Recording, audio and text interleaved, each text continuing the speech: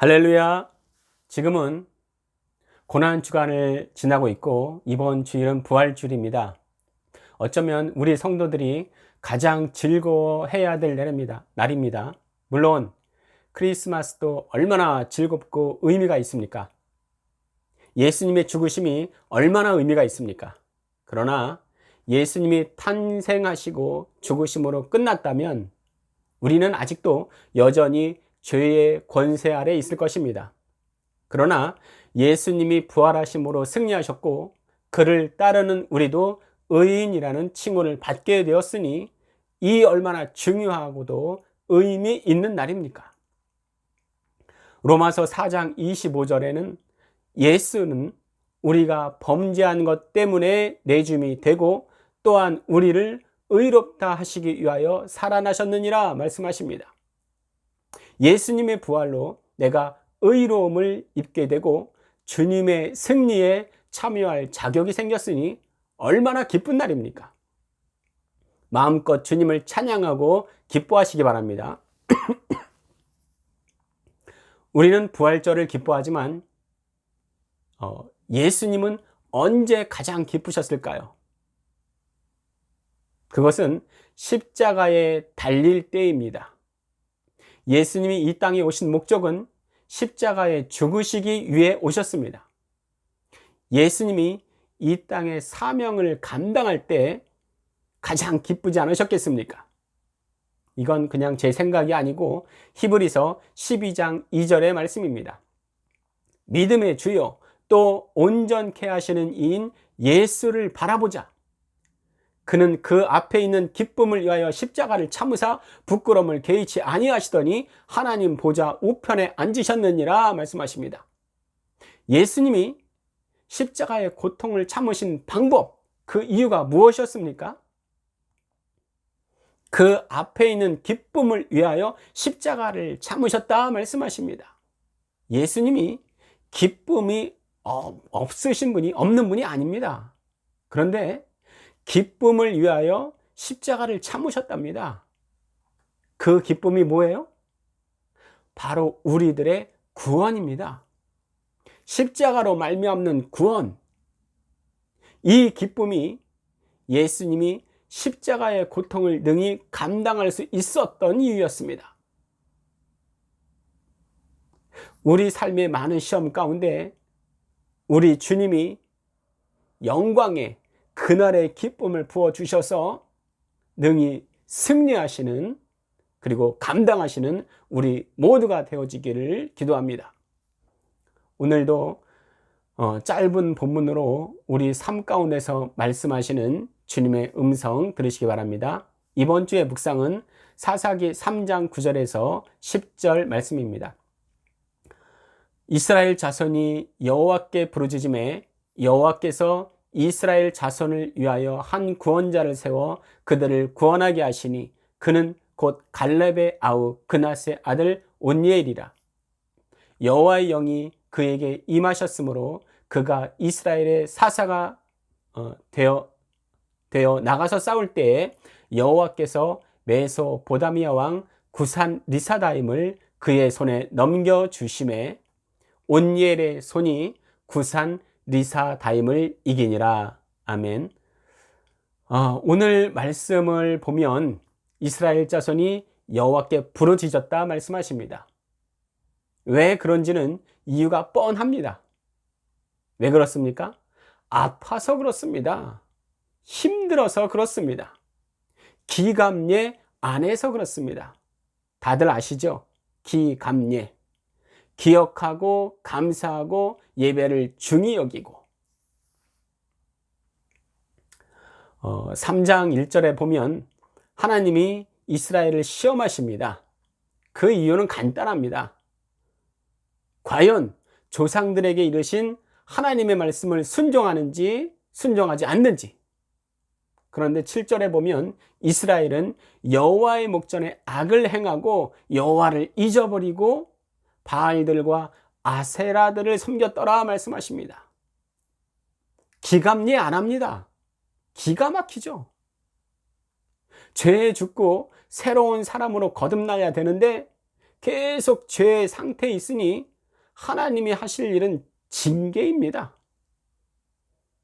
8절에 진노하심으로 그들을 메소보다미아 왕 구산 리사다임의 손에 파십니다. 그리고 8년 동안 그들을 섬기게 됩니다.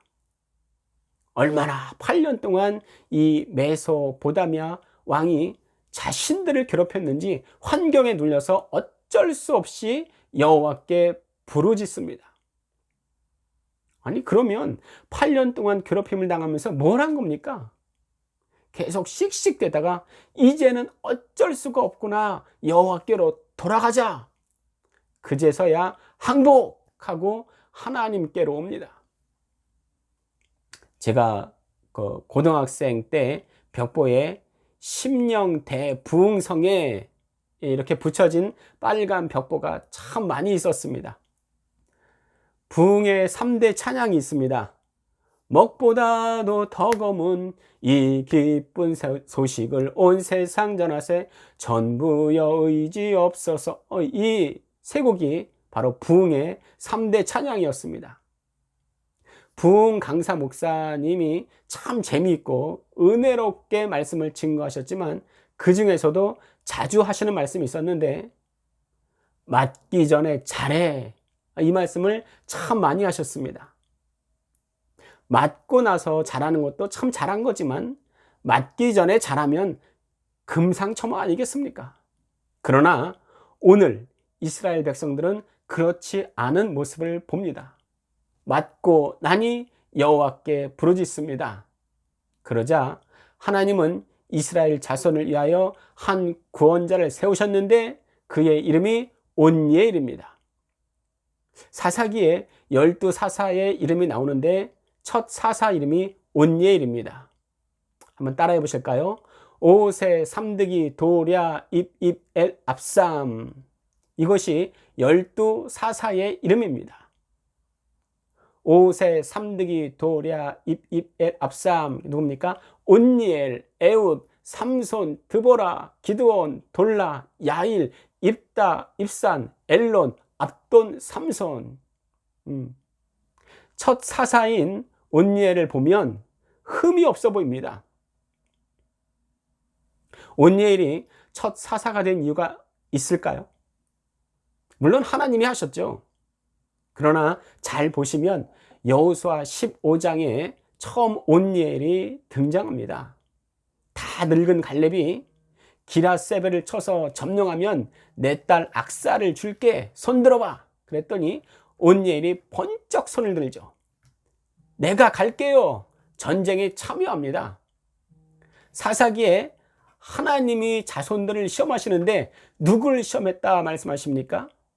기억이 안 나시면 다시 사사기 3장 1절을 보시겠습니다. 여호와께서 가나안의 모든 전쟁들을 알지 못한 이스라엘을 시험하려 하시며 말씀하십니다. 전쟁을 알지 못하는 자들을 시험하시는데 온니엘은 전쟁을 경험한 자입니다. 하나님의 통치력이 상실되어진 것 같은 때에 하나님의 역사성을 전쟁을 통해서 경험한 사람이 있었으니 그가 온니엘입니다. 처음이 중요해요. 처음에 기강이 세워지지 않으면 그 후대가 흐트러진다는 건 생각지 않아도 뻔한 일입니다. 옷을 입을 때 맨 윗단추를 잘못 끼면 어떻게 됩니까? 옷을 다 입어도 이상하게 돼버려요. 맨 앞이 잘 세워져야 됩니다. 어떤 사람은 사도신경이 안 믿어진대요. 맨 앞에 전능하사 천지를 만드신 하나님 아버지를 내가 믿사오며, 맨 앞이 믿어지면 뒤에 말은 다 끝난 겁니다. 아니 전능하신데 게임 끝난 거죠. 이스라엘이 가나안 진입 때에 첫 공성적인 여리고를 점령하게 되는데 말도 안 되는 방법으로 승리하게 하십니다. 하나님이 뭘 보여주시려고 그랬습니까? 말도 안 되는 방법처럼 보여도 이렇게 순종하고 해라, 그러면 된다. 내 힘이 아니라 하나님의 힘으로 된다. 이것을 보여주시기 위함입니다. 그런데 깨닫지 못합니다. 깨닫지 못하니 불순종하게 됩니다. 하나님은 그냥 시험하지 않으십니다. 먼저 답을 불러주신 후에 문제를 냅니다. 거꾸로 생각하면 세상의 시험보다 하나님의 시험은 얼마나 쉬운지 모릅니다. 기감예입니다. 이게 기본입니다. 하나님은 시험에 낙방한 이스라엘에게 기회를 주시고 첫 기강을 단단히 할 사사를 세우시는데 그 첫 모델이 온니엘입니다. 혹시 가문에서 첫 믿는 가정이십니까? 처음을 단단하게 하시기 바랍니다. 조심스러운 말이지만 첫 믿는 가정은 영적으로 그리 순탄치 않은 것 같습니다. 그런데 잘 극복하면 후대가 영적으로 평안합니다. 첫 사사 온니엘 이름의 뜻은 하나님의 힘이란 뜻이 있습니다. 하나님의 힘. 앞으로 모든 일에 하나님의 힘으로 하면 된다. 이것을 그 이름에 알려주고 있습니다.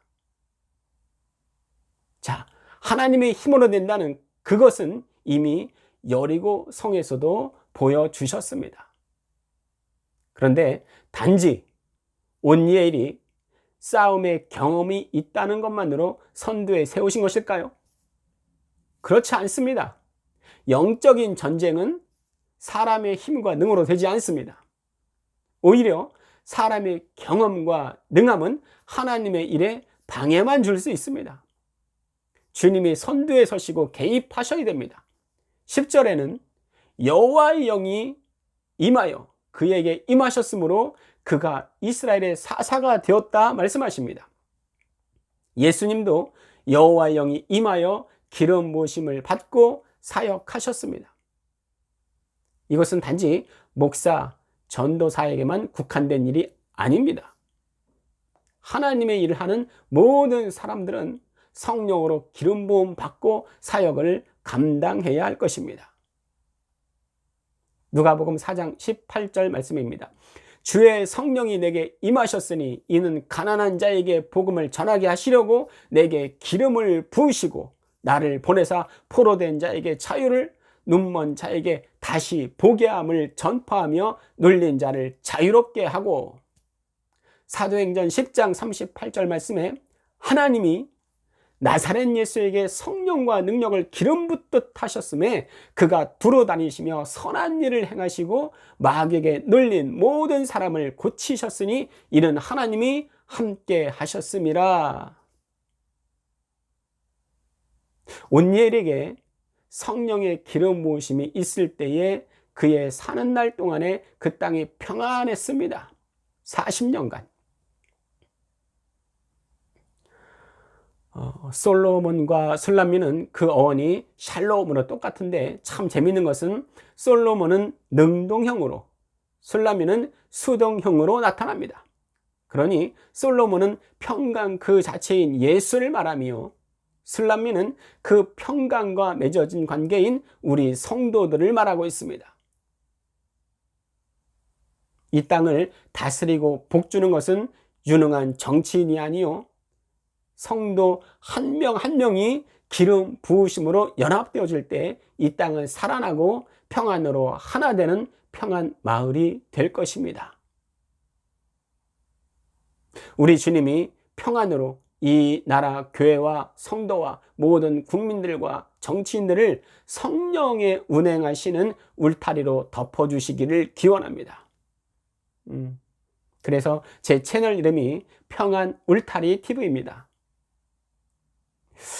이번 한 주 말씀을 생각하시면서 내게 맡겨진 삶의 모든 일에 성령으로 관여하시고 운행하시고 내게 기름 부으셔서 마귀에게 눌린 모든 사람, 죄에 눌린 모든 사람, 억압에 눌린 모든 사람에게 주님의 자유를 선포하는 복음 선포자가 되기를 바랍니다.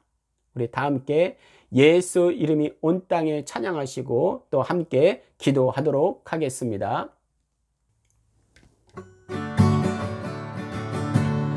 예수 이름이 온 땅에 퍼져가네.